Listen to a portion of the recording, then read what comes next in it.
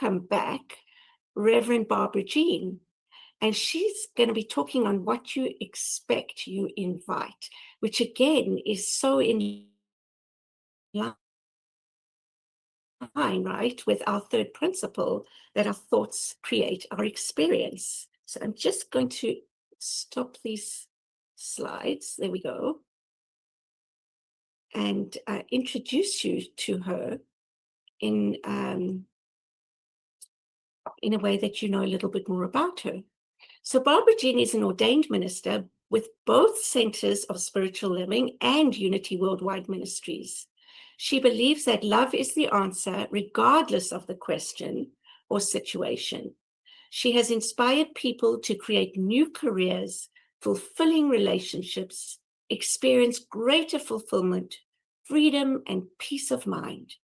She is the founder and spiritual director of the Universal Joy Center. And Barbara has written 5 books and is preparing to publish her first children's book. So welcome back, Barbara. Great to have you here.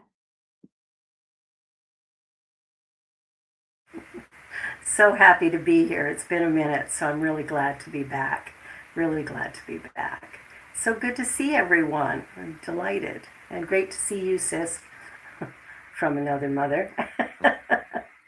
Well, the talk today is what you expect, you invite. So expectation is magnetic. When we expect good, good gravitates toward us. When we expect struggle, we unconsciously prepare for it. So this talk is about the art of spiritually empowered expectation. So it's just like, if you're expecting a guest for dinner, you're going to set a place for that person. And the same thing is as we are preparing for what is that we want in our lives, expectations is kind of that table setting, and spirit will fill the seat. So really important that we begin to look at what we're expecting moment by moment, because sometimes we're expecting, you ever hear Murphy's Law, or bad things come in threes, or right, there's a few ways. What if, it's funny how when we do what if, it's always what if this terrible, horrible, awful thing happens, rather than what if I win $1 million? What if I fall in love tomorrow? What if somebody gifts me with a new home? What if, what if, what if? Let's change our language a little bit, because our expectations do create, and words are powerful. So we believe in Unity and in the Centers for Spiritual Living that there is something beautiful and whole at the center of every person, wise, resilient, deeply connected. And these spaces that we have here, these gatherings, are a way to remember that truth. So as we're getting started, what I'd like you to do is just take a deep breath and just fully arrive. You don't need to be anywhere else. We're just exploring a powerful idea. What you expect, you invite. So what we want to remember today is that there is one life, one intelligence, one loving presence expressing as all. And this presence is already active in every life. It knows the path forward. It knows the good that is seeking expression. And when we open our minds to possibility, we release fear-based expectation. Yes, fear-based expectation. And we welcome grace. So I want you to think about a question while we're going through this.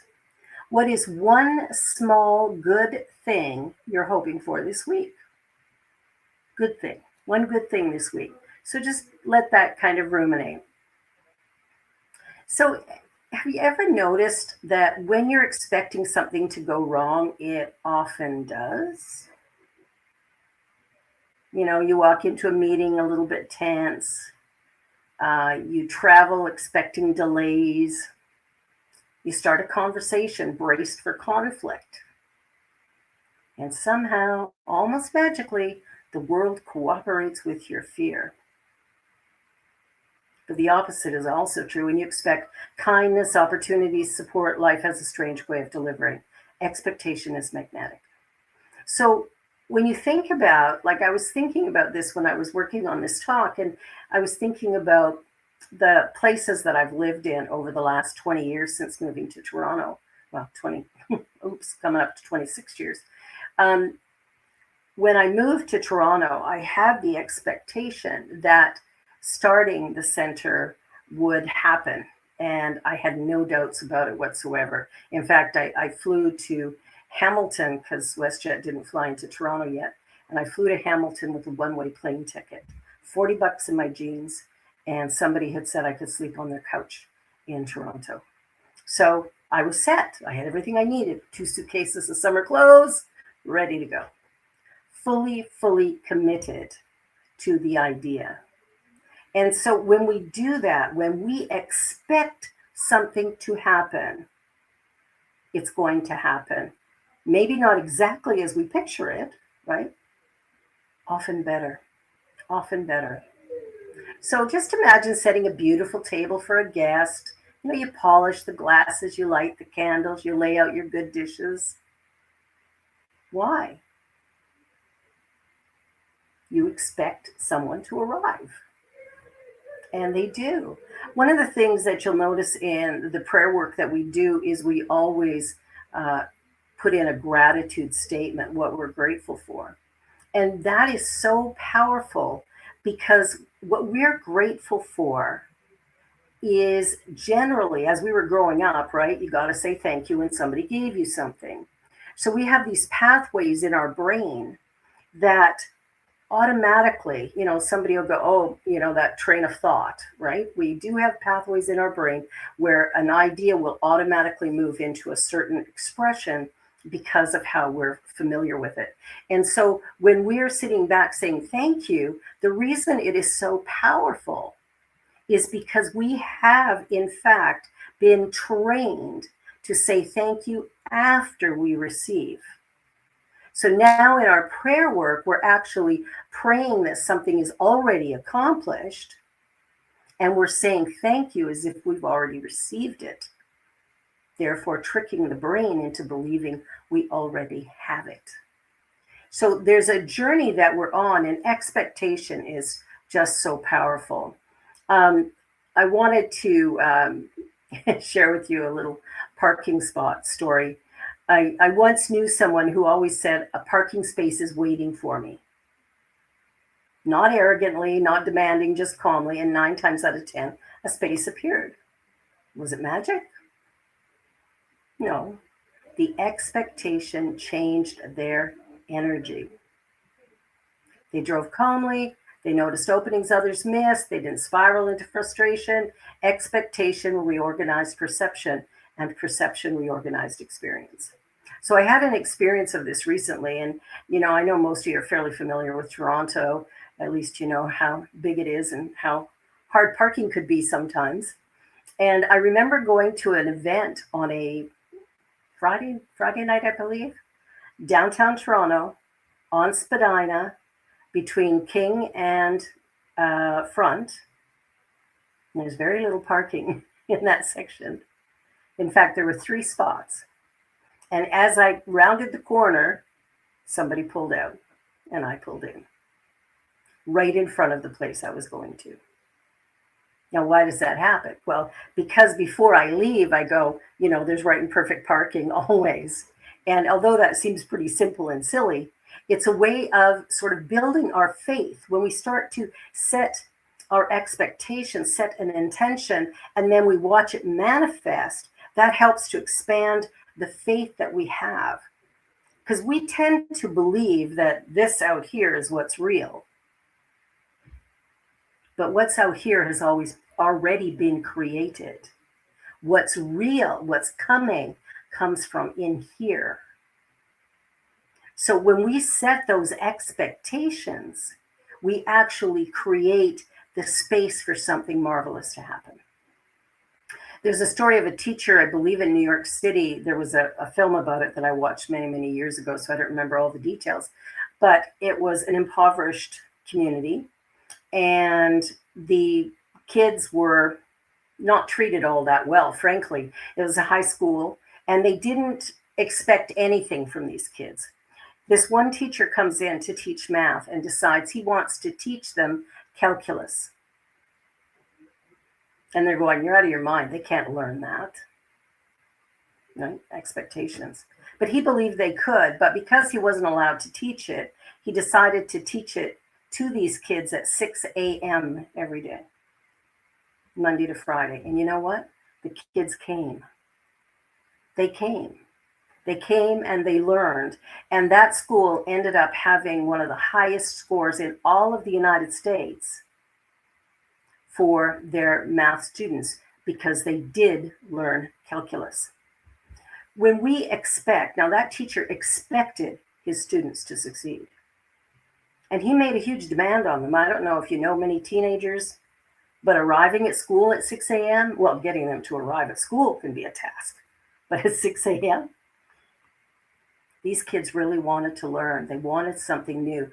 I was in Kenya 2 years ago, and when I was in Kenya, there's a center there, a CSL center there, and the students go through so much to be trained, and they're trained by ministers here in North America. And there's a bit of a time lapse, which you can well imagine. So if we're teaching a class here at 7 o'clock at night, you want to know that they're taking the class in the middle of the night, probably 3 or 4 in the morning. I can't remember the total difference of time. But in that time, that's when they're doing this. And sometimes the internet just goes out. Africa has these brownouts and stuff. And somehow they keep going.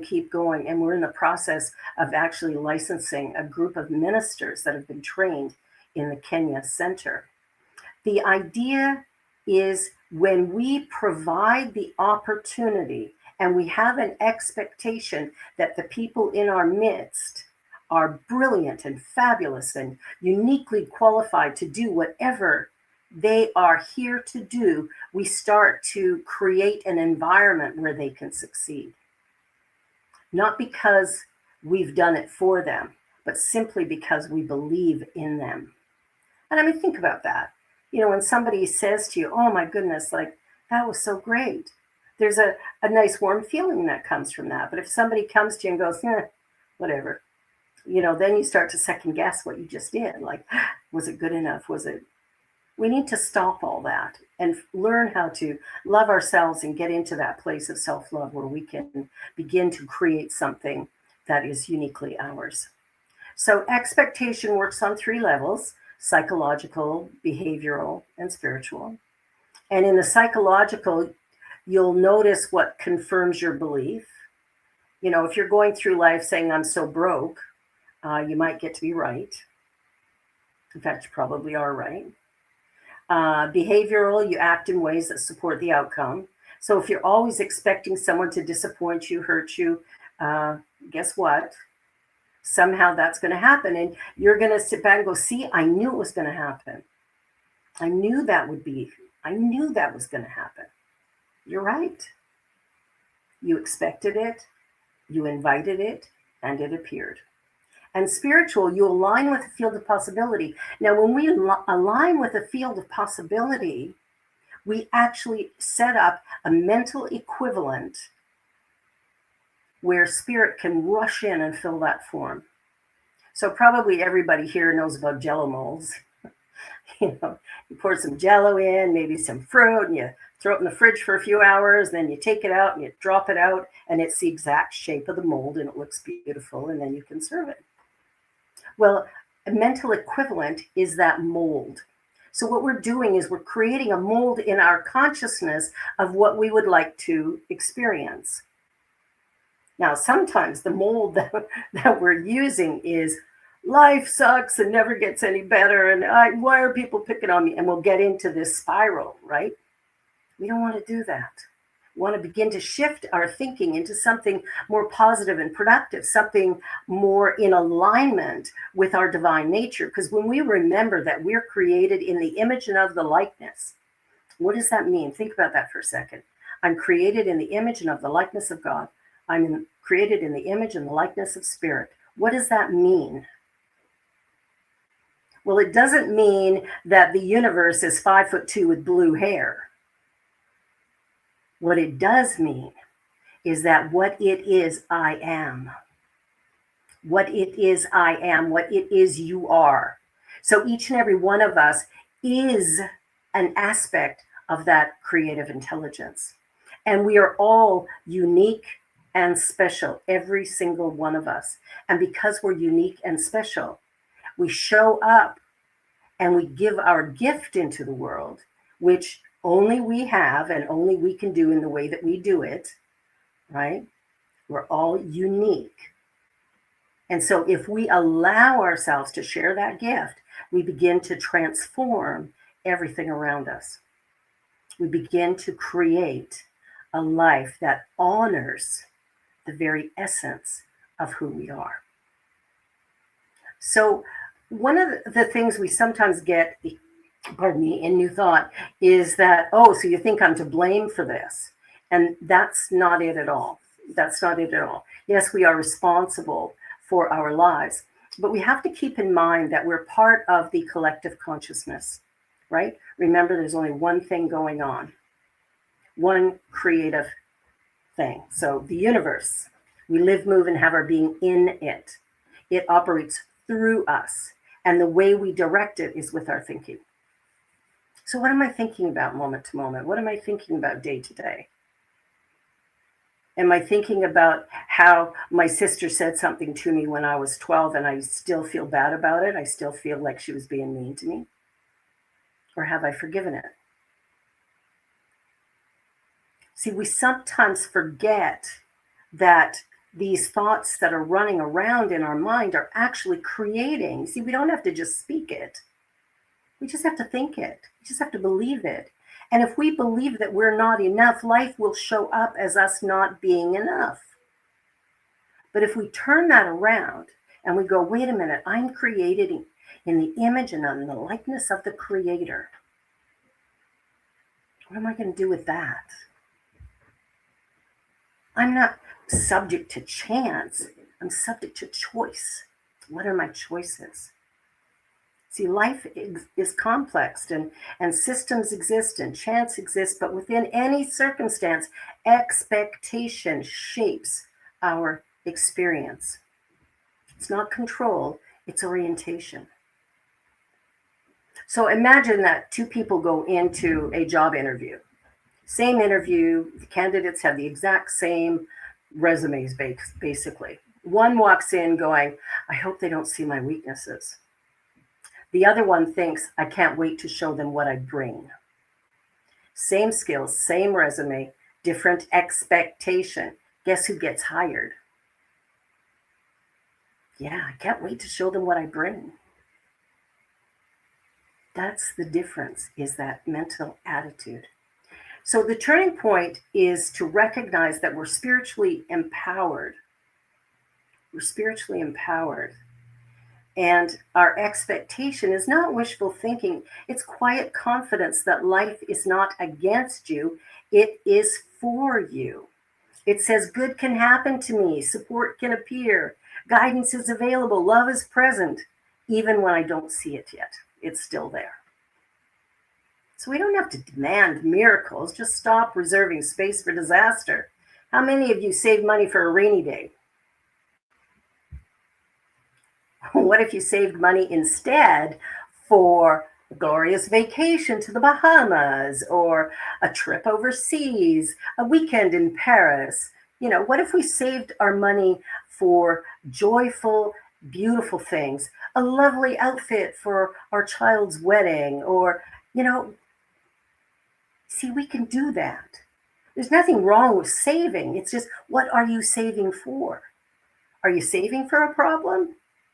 Or are you saving for something fantastic? We don't have to demand miracles. We just have to stop reserving space for disasters. So this week, what I'd like you to do, I like giving homework, is just to ask yourself every day, maybe even a few times a day, what am I expecting right now? What am I expecting right now? Am I braced or open? Defensive or receptive? Fearful or curious?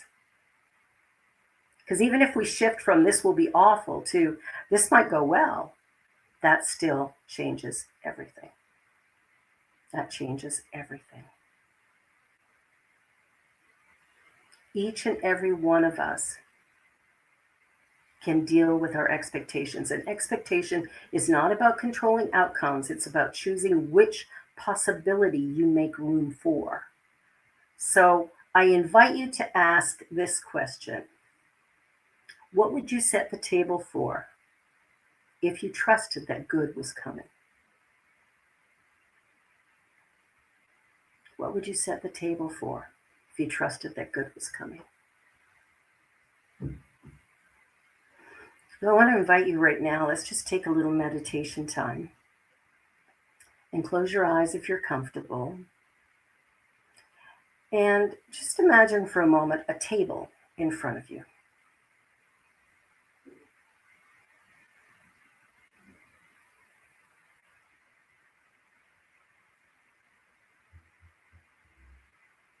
What are you setting it for?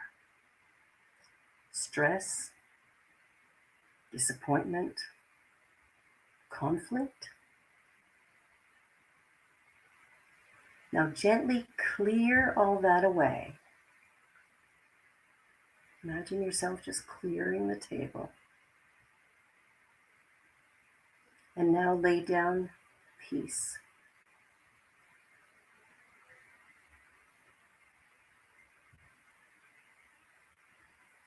Lay down possibility.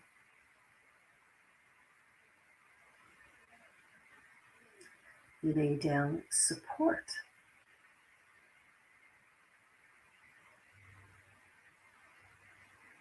Lay down joy.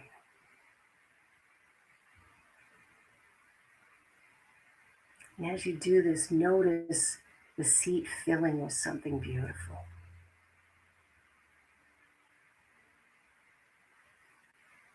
And allow that feeling to settle into your body, to light up every cell.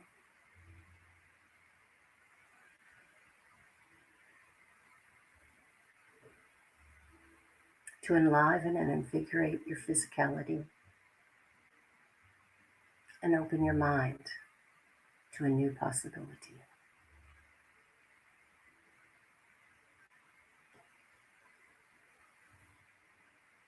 Good is not scarce. Guidance is not distant. Love is not withheld. We open the door, we set the table, and welcome what is ready to arrive. And taking a deep breath in, and opening your eyes as you feel comfortable. And so it is.